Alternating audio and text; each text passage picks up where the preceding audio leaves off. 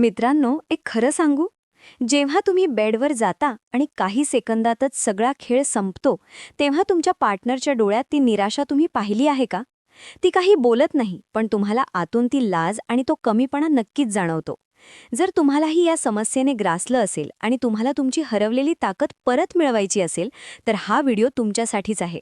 नमस्कार मित्रांनो. काय तुम्हीही त्या पुरुषांपैकी एक आहात जे बेडवर जाताच आणि प्रवेश करताच लगेच ज्यांचा खेळ संपतो? काय तुम्ही तुमच्या पार्टनरच्या डोळ्यांत ती अपूर्णता आणि ती तक्रार पाहता जी ती बोलून दाखवू शकत नाही, पण तुम्ही ती नक्कीच जाणवू शकता? जर तुमची वेळ फक्त 1 किंवा 2 मिनिटे असेल आणि तुम्हाला ती वाढवून 20 ते 25 मिनिटे करायची असेल, तर आजचा हा व्हिडिओ तुमचं संपूर्ण आयुष्य बदलेल. आज मी तुम्हाला ते गुप्त मार्ग सांगेन जे मोठे मोठे सेक्सॉलॉजिस्ट्स हजारो रुपये फी घेतल्यानंतर सांगतात.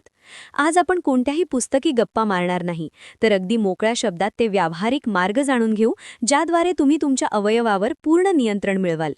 हा व्हिडिओ शेवटपर्यंत नक्की बघा, कारण व्हिडिओच्या मध्ये मी एक अशी पद्धत सांगेन जिला स्टॉप स्टार्ट म्हणतात आणि जी 90% पुरुषत्वाची कमतरता मुळापासून नष्ट करते. आणि हो, जे सर्वात मुख्य रहस्य आहे ते मी व्हिडिओच्या अगदी शेवटी सांगेन, जे जाणून घेतल्यानंतर तुम्ही बेडचे राजा बनाल. तर चला, कोणत्याही संकोचाशिवाय आजच्या या खास चर्चेला सुरुवात करूया. अनेक लोक मला ईमेल आणि मेसेज करून विचारतात की मॅडम, जसे आत टाकतो तसे लगेच झडून जाते, आम्ही काय करावे? पहा, सर्वात आधी तुम्हाला हे समजून घ्यावे लागेल की हा कोणताही मोठा आजार नाहीये, ही फक्त नियंत्रणाची कमतरता आहे. मी आहे तुमची डॉक्टर नमिता आणि आज आपण बोलत आहोत शीघ्र पतन या समस्येबद्दल.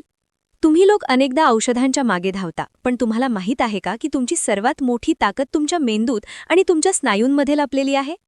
जेव्हा तुम्ही उत्तेजित होता तेव्हा तुमच्या लिंगाच्या नसा आणि तिथले स्नायू खूप जास्त संवेदनशील होतात.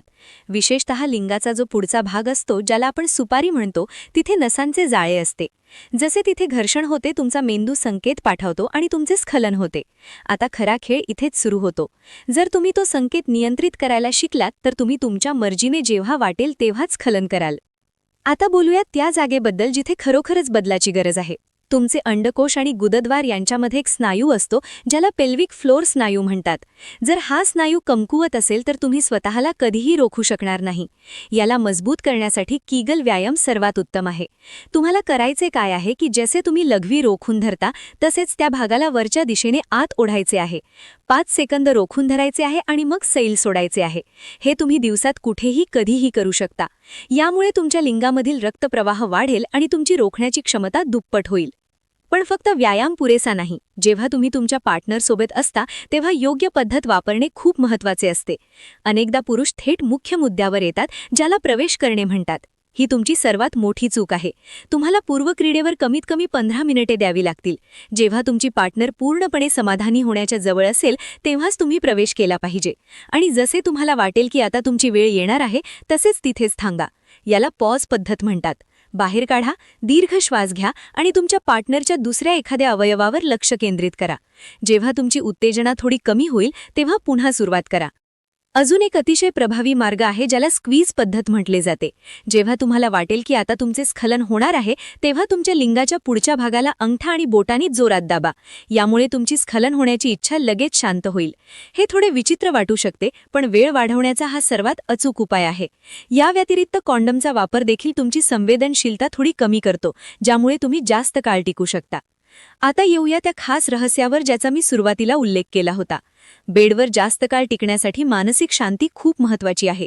जर तुम्ही या भीतीत राहिलात की कुठे लवकर तर निघणार नाही ना, तर खात्री बाळगा, ते लवकरच निघेल. याला कामगिरीची चिंता म्हणतात. स्वतःच्या श्वासावर नियंत्रण ठेवा. जेव्हा तुम्ही आत बाहेर करण्याची प्रक्रिया करत असता तेव्हा लांब आणि दीर्घ श्वास घ्या. छोटे आणि जलद श्वास घेतल्याने शरीराला वाटते की तुम्ही घाबरलेले आहात आणि ते लवकर स्खलन करून टाकते.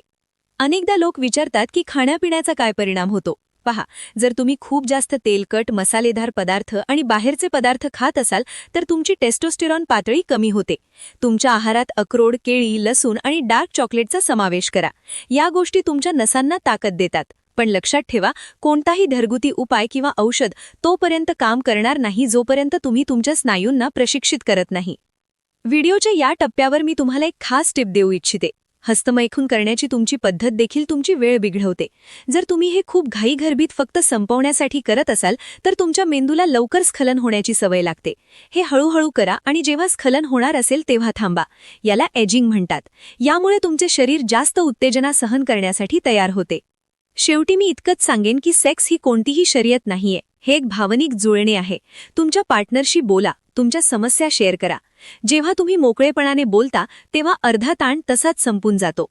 जर तुम्ही या तंत्रांचा, कीगल व्यायाम, स्टॉप स्टार्ट पद्धती आणि दीर्घ श्वास घेण्याच्या प्रक्रियेचा सलग 1 महिना उपयोग केलात तर मी खात्री देते की तुम्हाला कोणत्याही वायग्रा किंवा औषधाची गरज भासणार नाही.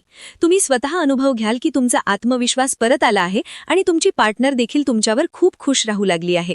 तर मित्रांनो, ही होती आजची खास माहिती. जर तुम्हाला हा व्हिडिओ माहितीपूर्ण वाटला असेल आणि तुम्हाला वाटत असेल की मी अशाच आणखी विषयांवर मोकळेपणाने बोलावे तर या व्हिडिओला लाईक नक्की करा आणि चॅनलला सबस्क्राईब करायला विसरू नका. जर तुमचा काही प्रश्न असेल किंवा तुम्हाला एखाद्या विशिष्ट समस्येवर व्हिडिओ हवा असेल तर खाली कमेंट बॉक्समध्ये नक्की लिहा. मी तुमच्या प्रत्येक प्रश्नाचं उत्तर देण्याचा पूर्ण प्रयत्न करेन. स्वतःची काळजी घ्या आणि तुमच्या आयुष्याचा आनंद घ्या. भेटूया पुढच्या व्हिडिओमध्ये.